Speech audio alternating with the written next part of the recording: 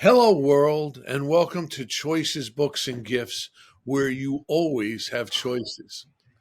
Today's guest I'm proud to present is Dr. Connie Quinn. Hi, Doctor. Good morning. Good morning. Thank you for having me. And please call me Connie. Oh, thank you. I shall. My, my, So I'm going to read a little bio on Connie, and we'll go mhm, from there. All right. Great. Dr. Quinn is an expert in anxiety, depression, substance abuse, sexual health, and eating disorders. She also practices LGBTQIA aware and friendly therapy. She is also a certified sex therapist, which that's what Connie will be speaking to us about today. So, Connie, I'm going to just jump right in and ask some questions, and I'll let you take the show from there. All right. That So, that would be great. first of all, what is sex addiction? What defines it? That's a great and it's a great first question. I feel like the field of sex addiction has gone through so many iterations of understanding what it really means. I sort of practice through the lens of it's an addiction if it is impairing your social, health, personal, professional, daily functioning. It's an addiction if it's an addiction for you. Many folks come into treatment at any level of care, into a therapy session or therapy practice, and say, I'm an addict.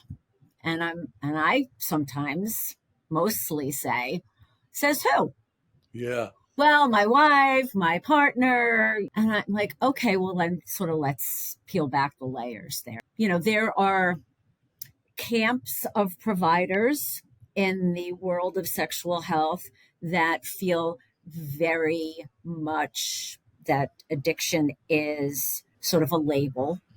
And then there are other providers that want to look at it through a trauma lens, and other providers that look at this through a more cognitive behavioral. You have free will to make changes and choices around your behaviors. Got it. So Got it. it's a little early to be talking about sex in such great detail. So Hear you. I'm gonna gotta rev up here. All right, all right. Well, it sounds like a lot of 12-step programs where if it impedes on your life, it's a problem. And Yeah, I wanted to roll into is sex addiction a physical addiction? that's sort of saying, what's the basis of rape, which is a little heavy, but it can be rooted in physical sensation. It can be rooted in a trauma response. It can be rooted in an attachment response. I think it's multi-causal. And how did you get involved with it, if you don't mind me asking? Why? Oh, Who? well, this Why? is this is a great story. So I graduated from Adelphi School of Social Work in 1996 and did an internship at a non-secure detention in Rhinebeck, New York. I worked there for about a year. I was grateful to have a job. And then a friend of mine said, New York State is hiring. You should apply. I got through and they said, well, you can work with substance abusers or you can work with sex offenders. And I thought, my dad is an alcoholic. I don't want to work with substance abusers. Right, I'm like, right. I'll work with sex offenders. I didn't know jack nothing about sex offender treatment, but I got a really good state job. So then I became very immersed in the social control element of sex offender treatment at the juvenile detention level, and spent about, oh my gosh, I guess about 8 years working at the limited secure and the secure level with sex offenders as a treatment provider. Worked with only exclusively young adult men who were doing extensive sentences, many of them life, um, for very violent crimes of a sexual nature. That's how I got into it. It gets a little much after a period of time. It's many people make pivots when you start working in the area of sexual compulsivity and violence and so on. So after about 9 or 10 years, I said, I can talk about sex. It's something I'm fluent in. I want to make a pivot and help people derive more pleasure, work through certain sexual challenges, and bring more awareness to sexual health issues. So that's sort of the story. It I got, was, nice girl from Long Island working, winding up about in the field of sex. It's like my parents were very proud. I'm sure they are today. That I don't doubt.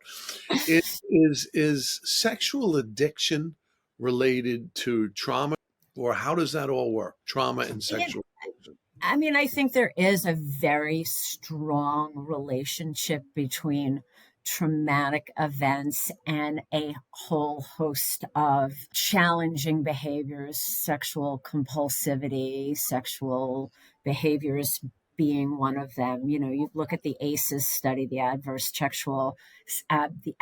childhood events study done by Kaiser in California, and health outcomes when there are adverse childhood events, aka traumatic events, can Lead present to it. very differently, and it's just really how you choose to act it out. You could be promiscuous, you could engage in chronic compulsive masturbation as a way of self-soothing. You can be more antisocial in those behaviors. You can act out with food, you can act out with spending. So it really depends, but there is a very significant relationship between trauma of some sort, as you define it. That was traumatic for me, and an addictive behavior. So is sexual compulsivity a main, or does it lead into other, like usually if you have sex addiction, do you have alcoholism, as you said, food, acting out in other ways, or can it be standalone? I think that it certainly can be, you know, standalone, but I think that this stuff gets very blurry. It's not monocausal, and it's, certainly in the area of 12 step, somebody stops drinking and drugging, but check their Amazon cart. The shopping, unless you really sort of address the underlying Right. issues, this stuff oozes out. And that doesn't make you a bad person, makes you supremely human. But these things hang together. Okay. So there's some theories. Are women more attracted to the love and men are more addicted to the sex? Like, how does that work? Is there a difference between men and women in that? I think the popular answer is women are more attuned emotionally and socialized to be more emotional, or those that identify as women, and those that identify as men are not, sort of right brain, left brain kind of reductionist way of looking at it. I think if you did a survey, you'd probably be right that, women are more attuned to the emotional aspects of a relationship. You know Well, what? I mean, I think if you took a survey, you would probably find, what you're sort of hypothesizing is, men are more visual, you know, driven by different impulses than those that identify as men, those that identify as women, and non-binary. I think so much of it is how we're socialized too, and not to be reductionist, but I think, women are still very much socialized to, behave in a certain way, while women aren't drawn to sexual behaviors and aren't interested in being provocative and sexually satisfied. I do think that it is sort of takes place, more in the area of the emotional life of a relationship than, sort of more driven more sexually. And if you really look at theories of sexual sexual cycles. Men, their first response is a physical response. Men Yeah. start from a place of arousal. Women start from a place of desire. Emotion. Yeah. So that's sort of, that's the low hanging fruit way to look at it. Everyone's a little different, but yeah, I think if you went into a love addicts meeting, probably find more women than if you go into a compulsive behavior disorder, sex addiction meeting. You're probably going to have potentially more men. Is there any shame around this? More shameful than the other programs? Shame is such a subjective, qualitative experience.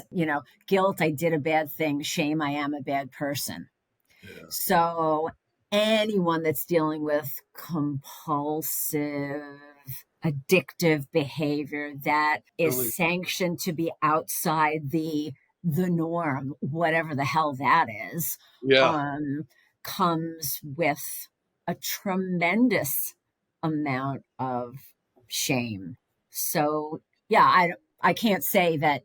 I mean, having worked in the area of eating disorders, the shame around restriction, binging, purging, through the roof. So, I mean, it's a very personal experience. Your relationship with shame. I hear you, and I would imagine my guess is that it would prevent us sometime the shame to Oh, reach out and get some help. yeah, it really prevents people from being able to go into treatment, fully disclose things in treatment, prohibits experiences, prohibits being present. I remember when I decided to get some help for myself. I had owned a restaurant in the area where I was acting out, and when it was suggested to go to a meeting, I thought, oh my God, there's so much shame, I'm sure. So I walked in and yes, there were 12 customers I knew there, and they all embraced me and hugged me and said, we were waiting for you. Right. We had a chair for you. So it's amazing how I wish there was a different dynamic around shame where we didn't have it as much and we could move past it and get the help we need. Because I do think it kills a lot of people's shame. I do. One of the books that I have found to be pretty profound around shame, and I really didn't pick it up specifically for this, was Brene Brown's Men, Women, and Worthiness. And Hmm. it's sort of like she's with you in a therapy session. So I highly recommend that because she admits food addiction, substance use addiction, many years in recovery. So I highly recommend that book. Excellent, excellent. I will take all your recommendations. I promise. Well, someone with a sex addiction, and I don't know. I guess to me, it's sort of like food. Well, you can abstain completely, but can a person who's has a sex addiction eventually, with work and whatnot, live a normal life? Well, it's a great journey to go on as a provider, as a therapist with somebody who's coming from a place where they use sex as sort of a weapon. Weapon said with love, sort of that acting out mechanism, because you feel like that is the best tool you have in your toolbox, is to hook somebody with sex or lead with sex because you're not feeling good enough about anything else that you have available to you, to go from that place to move toward a space of owning your sexuality, feeling good about everything that props up your So we can get, sexuality. can we get there? Absolutely, people That's get okay. there all the time. Okay. Like anything, it requires a tremendous amount of work. And, There's every time you start the work, you're one step closer okay. to meeting your goal. And your goals could be very small to start. I always sort of talk about recovery, or, moving toward healing, as you're creating a quilt. And like the 12 step, each step is a square of a quilt, and then you start to sew the squares together, and all of a sudden you're able to be a little bit more warm. Um, but yeah, absolutely, people can get there. I mean, look, we know that there are folks out there that are acting out in deeply pathological ways. And I think that's a totally separate category of individuals, because I don't care who you love, how you love, what you do, kink, BDSM, it must be with consent, and it cannot be breaking the law. Yeah, yeah. So that's something that we put over here, and that there's a very different sort of mandatory treatment reserved for folks that are engaged in that behavior. But for folks that have not broken the law but have compulsivity and addictive quality to the way that they act out their sexual relations, I feel that healing is possible, but it's going to require mechanisms in which you can stop the acting out, engage in the treatment of anxiety, depression, obsessive compulsive disorder, and trauma, potentially stop the substance use that disinhibits you and allows you to act out in other ways. So it is probably more common than not that the sexual acting out behaviors hang with some substance stuff, some trauma, and so on. Yeah, I understand that, and I agree with it. I think that, when you have one thing, you can have others. And what you said earlier on about, unless you deal with the core, other things will come up. You need to really dig down deep, get to the root of it. And You, some people are not ready to do that right away. I agree. We have to put some band-aids on, and somebody might start out in a 12-step program for community, for the all in the same boat phenomenon, as Yalom, a major group theorist and sort of the god of psychotherapy, one of the gods of psychotherapy. There's lots of therapists out there that tell people who have experienced trauma, and then you might find a therapist, and that therapist tells you, oh, well, trauma, we've got to get you back in your body, when your body is not the safest place for you.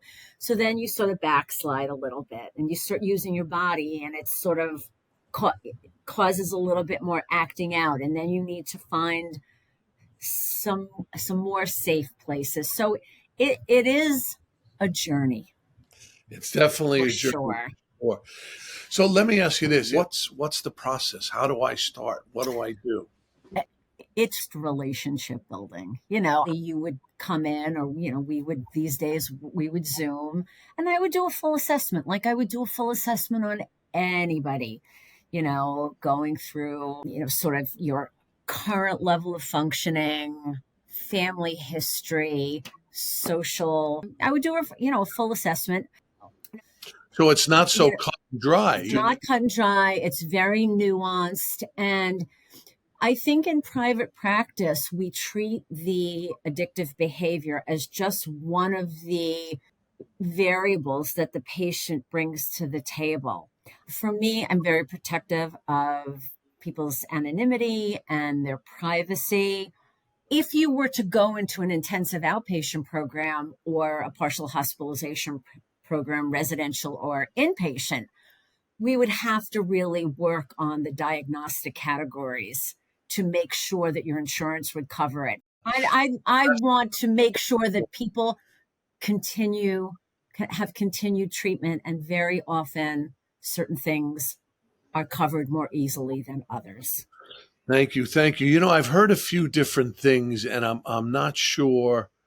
Maybe you'll clear it up for us. So, say you're in a specific program, and you're sexting. Is that considered a slip? If you were in a 12-step program, if you're looking at the abstinence of the behaviors that drove you to the program. Whether We it, say abstinent, can it ever be in the norm, the sexting and the pornography?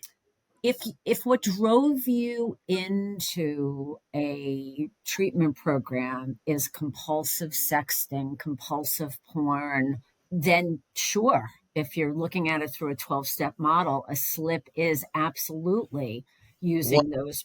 using those behaviors. um, if you were working with me and somebody reported, yeah, I'm on some dating sites, and in order to make sure that somebody asks me out on a date, my text messages get a little provocative, sort of, Yeah, I lead with, is that a slip? Not in my world. Is that like, let's unpack that. Let's take a look at, why do you feel like you need to make that leap? How do you feel about what you bring to the table? right.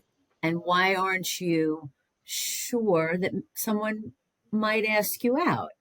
And if they don't, that really doesn't have anything to do with you. Agreed. That's Yeah. them. They're just not that into you. We all have something we have to keep in our back pocket to keep us humble, to keep us aware.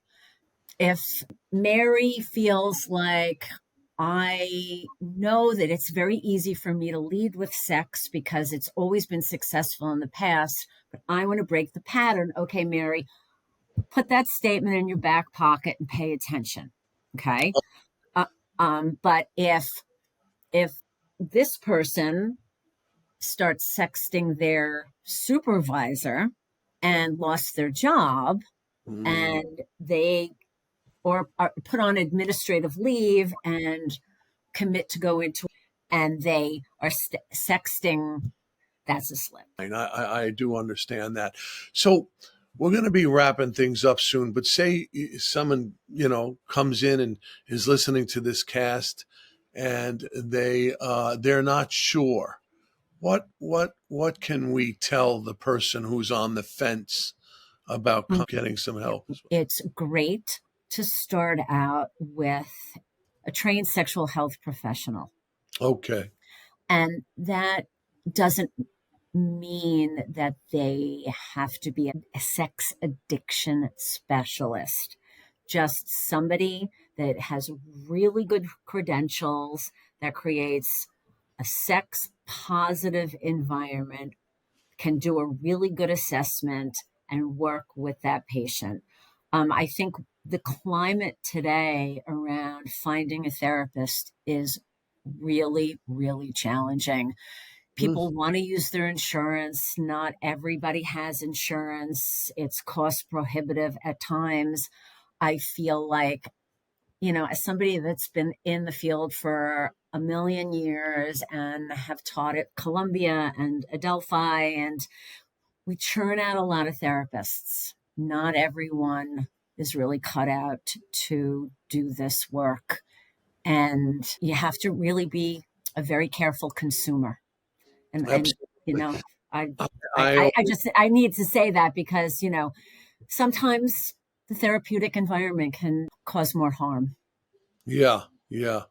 I always say to people that ask me for that type of advice is, interview them, come in with a set of questions and, feel confident that the person speaking to you can Mm-hmm. help and will help.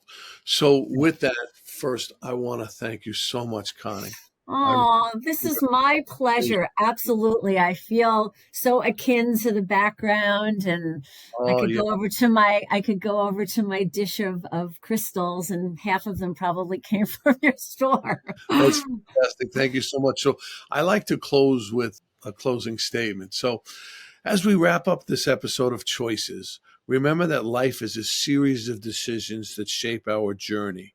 I hope our time together was inspiring and motivating. Stay empowered, stay well, and remember, you always have choices. Peace and blessings, and we hope to see you next week. Excellent. Namaste. Namaste. Ciao. Bye Thank bye. you so much. You're welcome.